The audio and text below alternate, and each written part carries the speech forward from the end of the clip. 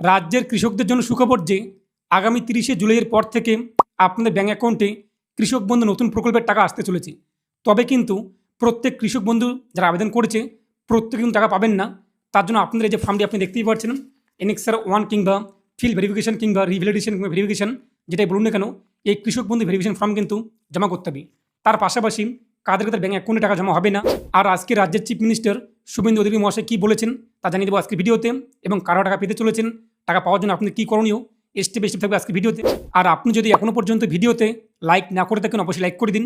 এর পাশাপাশি চ্যানেলটিকে সাবস্ক্রাইব করে পাশের বেল ক্লিক করে নোট সঙ্গে রাখুন পরবর্তী ভিডিও সঙ্গে পাওয়ার জন্য।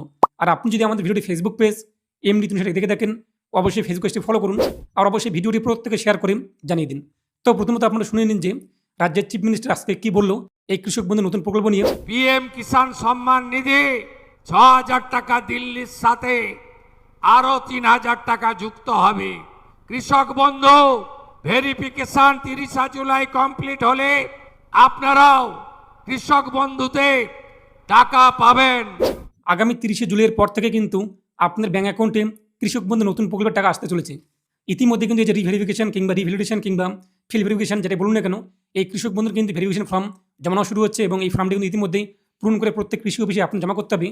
যদি আপনি শুধুমাত্র কৃষক বন্ধু প্রকল্পের টাকা পেয়ে থাকেন কিন্তু পিএম কিষাণ পাচ্ছেন না, তাহলে অবশ্যই আপনাদের কিন্তু এই ফর্মটিকে জমা করতে হবে।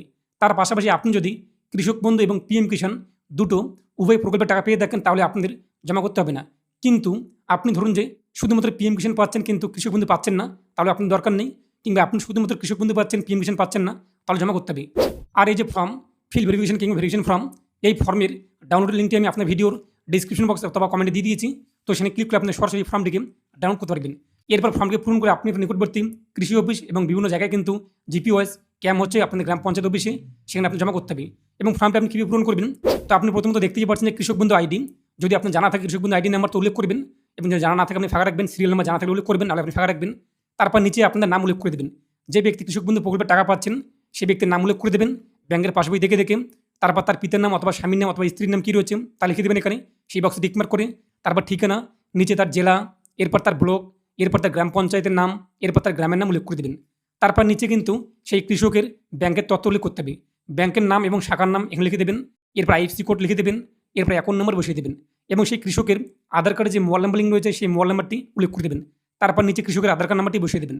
তারপর কৃষকের ভোটার কার্ড নাম্বার উল্লেখ করে দেবেন। এসি নাম্বার, এক কথায় যে অ্যাসেম্বলি নাম্বার, আপনার যে বিধানসভা নাম্বার অথবা বিধানসভা নাম আপনি লিখে দেবেন। এরপর পার্ট নাম্বার আপনি কী রয়েছে তা উল্লেখ করে দেবেন। সিরিয়াল নাম্বার বসিয়ে দেবেন। তো আপনি যখন ভোট দিয়েছেন, ভোটার যে স্লিপ আপনাকে দেওয়া হয়েছে ভোটের আগে তো সেই ভোটার স্লিপে আপনি পেয়ে যাবেন, তা দেখে দেখে বসিয়ে দেবেন। তারপর এখানে বলা হয়েছে কিন্তু এসআইআর অথবা WBLA 2026 ভোটের জন্য ASDD তালিকায় পাওয়া গেছে কিনা। এক কথা এই কৃষকের নাম কি ASDD, অ্যাবসেন্ট, শিপ, ডিলেট এবং ডেথ, এই ভোটার লিস্টে পাওয়া গেছে কিনা। যদি আমাদের পাওয়া যায়নি তাই এখানে আমরা নো লিখে দেবো। যদি আপনি পাওয়া যায় যে আপনার নাম অ্যাবসেন্ট ছিল কিংবা আপনাদের ডিলেট হয়ে গিয়েছে ইত্যাদি, তাহলে আপনি ইয়েস করবেন। আমাদের যেহেতু একটা হয়নি তাই নো আমরা করে দেবো। যদি আপনি ট্রাইব্যুনালে আপিল করে দেখেন, উপরে যে অপশনটি ক নম্বর, এটা কিন্তু আপনার জন্য না, এখানে আপনি নো লিখে দেবেন। তারপরে যে খ নম্বর, যদি আপনার নাম এসআর থেকে বাতিল হয়ে যায় এবং আপনি ট্রাইব্যুনালে আপিল করে দেখেন, তাহলে আপনি যে খ নম্বর অপশন এখানে ইয়েস লিখে দেবেন। আর আপনার নাম যদি বাতিল না হয়ে যায় এবং আপনি ট্রাইব্যুনালে আপিল করেননি, তাহলে আপনি নো লিখে দেবেন। গ নম্বরে বলা হয়েছে আপনি কি CA নাগরিকত্ব সার্টিফিকেট পাওয়ার জন্য আবেদন করেছেন কিনা। যদি করে দেখেন ইয়েস করবেন, আর যদি না করে দেখেন নো লিখে দেবেন। এবং আপনি কি পিএম কিষাণ প্রকল্পের টাকা পান কিনা, সুবিধা পান কিনা, যদি পেয়ে দেখেন ইয়েস করবেন, আর না পেলে নো করে দেবেন। যেহেতু আপনি পাচ্ছেন না, এটা আপনার নো থাকবে এবং যারা পাচ্ছে তাদের এই ফর্মটি পূরণ করতে হবে না। এবং আপনার পেশা কী রয়েছে সেই কৃষকের, ফার্মার নাকি জব হোল্ডার নাকি বিজনেসম্যান নাকি সেলফ এমপ্লয়, যা হয়ে থাকে তা লিখে দেবেন। তারপর নিচে আপনার জমির তথ্য উল্লেখ করতে হবে। তো আপনি খতিয়ান দেখে দেখে জেল নাম উল্লেখ করে দেবেন। খতিয়ান নাম্বার আপনি খতিয়ানের মধ্যে পেয়ে যাবেন, তা উল্লেখ করে দেবেন। প্লট নং, দাগ নাম্বার আপনি বসিয়ে দেবেন। যদি আপনি খতিয়ানে একের অধিক দাগ নাম্বার থাকে তো আপনি কমা দিয়ে উল্লেখ করে দেবেন। তারপর আপনার চারযোগ্য জমির পরিমাণ উল্লেখ করে দেবেন, যে এক কথা আপনাদের কত একর জমি, তো আপনার যে খতিয়ান সেই খতিয়ানের মধ্যে আপনি পেয়ে যাবেন শতক জমির পরিমাণটি, তা আপনি উল্লেখ করে দেবেন। এবং আপনার কিন্তু আরও তারিখ, এক কথা আপনি খতিয়ানের তারিখ উল্লেখ করতে হবে, যে তারিখে আপনি খতিয়ানটি তৈরি করেছেন। আপনার যে খতিয়ান যেটা আপনার কাছে এই মুহূর্তে রয়েছে, সেই খতিয়ানের উপরে আপনি ডান দিকে অথবা নিচে আপনি পেয়ে যাবেন ডেটটি, যে ডেটে আপনি খতিয়ানটি ইস্যু করা হয়েছে কিংবা আপনি ডাউনলোড করেছেন, সেই ডেটটি আপনি লিখে দেবেন। তারপর নিচে জমি দখলের ধরন, আপনি যে জমির উপরে কৃষক বন্ধু প্রকল্পে আবেদন করেছেন সেই জমিটি আপনি কেনা জমি নাকি আপনাদের বাবা মা কিংবা ঠাকুরমার মৃত্যুর পর উত্তরাধিকার সূত্রে আপনি পেয়েছেন, তা লিখে দেবেন। নাকি আপনাদের হস্তান্তর, নাকি আপনাকে কেউ গিফট করেছে, নাকি কেউ ট্রান্সফার করেছে, যা হয়ে থাকে আপনার অ্যাকর্ডিং, তা আপনি এখানে লিখে দেবেন।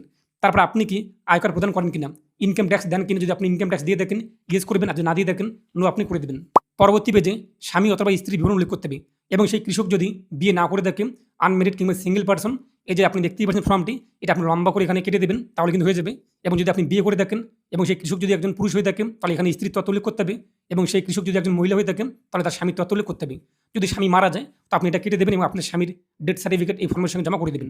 তারপরে এখানে আপনি কী করবেন, স্বামী অথবা স্ত্রী আপনার অ্যাকাউন্টিং যা হয়ে থাকেন, সেই স্বামী অথবা স্ত্রীর নাম উল্লেখ করে দেবেন, ব্যাঙ্ক অ্যাকাউন্ট ডিটেলস, ব্যাংকের নাম এবং ব্রাঞ্চ নেম উল্লেখ করে দেবেন, শাখার নাম, ব্যাংকের পাসবই আপনি পেয়ে যাবেন, আইএফসি কোড উল্লেখ করে দেবেন, ব্যাঙ্ক অ্যাকাউন্ট নাম্বার বসিয়ে দেবেন।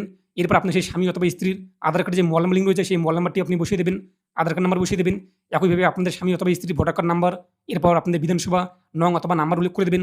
এরপর পার্ট নং, সিরিয়াল নাম্বার, এগুলো আপনি কিন্তু পেয়ে যাবেন আপনার যে ভোটার স্লিপ অথবা ভোটার সার্ভিস পোর্টালে গিয়ে আপনি কিন্তু search your name in voter list এখানে ক্লিক করে আপনি বের করতে পারবেন। তারপরে একই রকম বলা হয়েছে আপনাদের কি সেই স্বামী অথবা স্ত্রী কেবিএন কৃষক বন্ধু নতুন প্রকল্পের সুবিধা পায় কিনা, যদি পেয়ে থাকে ইয়েস করবেন, আর যদি কৃষক বন্ধু নতুন প্রকল্পের সুবিধা না পায়, নাম নেই নথিভুক্ত, তাহলে নো করে দেবেন। একই রকম আপনাদের সেই স্বামী অথবা স্ত্রীর নাম কি এখন ASDD তালিকায় পাওয়া গেছে কিনা, অ্যাবসেন্ট, শিফট, ডিলেট এবং ডেট এই তালিকায় যেহেতু পাওয়া যায়নি, নো আমরা করে দেবো। যদি আপনি সেই স্বামী অথবা স্ত্রী ট্রাইব্যুনালে আপিল করে থাকেন, এসিআর থেকে নাম বাতিল হয়েছে এবং ট্রাইব্যুনালে আপিল করেছে, তাহলে আপনি ইয়েস করে দেবেন, আর যদি না হয়ে থাকে নো করে দেবেন। একই রকম সেই ব্যক্তি যদি সিএতে আবেদন করে থাকে আপনার স্বামী অথবা স্ত্রী এখন নাগরিকত্ব সার্টিফিকেট পাওয়ার জন্য, তাহলে আপনি ইয়েস করবেন, আর যদি না হয়ে থাকেন নো আপনি করে দেবেন। এবং আপনি সেই স্বামী অথবা স্ত্রী কি পিএম কিষাণ প্রকল্পের সুবিধা পায় কিনা, যদি পিএম কিষাণ প্রকল্পের সুবিধা পেয়ে থাকে ইয়েস করবেন, আর যদি না পেয়ে থাকে নো আপনি করে দেবেন। এবং নিচে আপনাদের পেশা উল্লেখ করে দেবেন, সেই স্বামী অথবা স্ত্রী যার নাম আপনি উল্লেখ করবেন তার পেশা, এখন যদি হাউস ওয়াইফ থেকে হাউস ওয়াইফ আপনি লিখে দেবেন আপনার অ্যাকর্ডিং। তারপর নিচে আপনি সিগনেচার করে দেবেন। এরপর এই ফর্মটিকে ডকুমেন্টস সকলে জমা করতে হবে। কী কী ডকুমেন্টস আপনার লাগবে, সেই যে কৃষকের আধার কার্ড, ভোটার কার্ড, ব্যাংকের পাসবই এবং জমির খতিয়ান। এবং যদি আপনি বিয়ে করে দেখেন, আপনি একজন পুরুষ হয়ে দেখেন, তো আপনার স্ত্রীর আধার কার্ড, ভোটার কার্ড, ব্যাংকের বই, এই 3টি ডকুমেন্টস লাগবে। তো সহজ অর্থে যদি আপনি বিয়ে করে দেখেন, তো আপনার আধার কার্ড, ভোটার কার্ড, ব্যাংকের বই, আপনার স্ত্রীরও আধার কার্ড, ভোটার কার্ড, ব্যাংকের বই, তার পাশাপাশি সেই কৃষকের জমির যে খতিয়ান তার জেরক্স কিন্তু লাগবে। তো সমস্ত জেরক্স আপনি একসঙ্গে করেন এই ফর্মটি আপনার নিকটবর্তী কৃষি অফিস অথবা আপনার যে জায়গায় নেওয়া হচ্ছে ক্যাম্পে, সেখানে আপনি জমা করে দিন। 30শে জুলাই কিন্তু লাস্ট ডেট। এই 30শে জুলাইয়ের মধ্যে আপনি জমা না করে দেখেন, তাহলে আপনি কিন্তু পরবর্তী দিন কৃষক কিন্তু প্রকল্পে যে টাকা দেওয়া হবে 30শে জুলাইয়ের পর থেকে আপনি কিন্তু পাবেন না। এখন প্রশ্ন, আপনি কত টাকা পাবেন এ নিয়ে কিন্তু ইতিমধ্যে কোনো আপডেট নেই যে আগে যেভাবে দেওয়া হয়েছিল 4000 সর্বনিম্ন এবং সর্বোচ্চ 10,000 টাকা, সেটা দেওয়া হবে নাকি তার কম দেওয়া হবে নাকি তার বেশি দেওয়া হবে। যখন পরবর্তীতে আপডেট চলে আসবে আমি আপনাকে জানিয়ে দেবো।